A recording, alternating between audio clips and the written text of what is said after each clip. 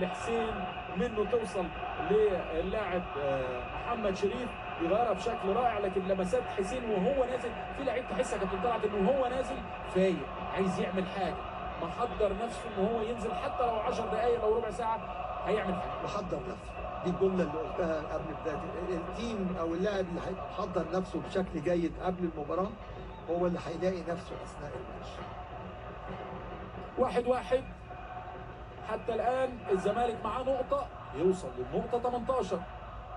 ويحافظ على المقدمه في جدول الترتيب. الناحيه الثانيه الاهلي معاه نقطه يوصل للنقطه 13 ويفضل في مكانه، لان سيراميكا كليوباترا وصل للنقطه 14 النهارده، فالاهلي هيظل في المركز الثامن ب 13 نقطه الا لو احد الفريقين كان ليه راي ثاني بهدف ثالث في اللقاء. 1-1 نتيجه اخر لقاء بين الفريقين،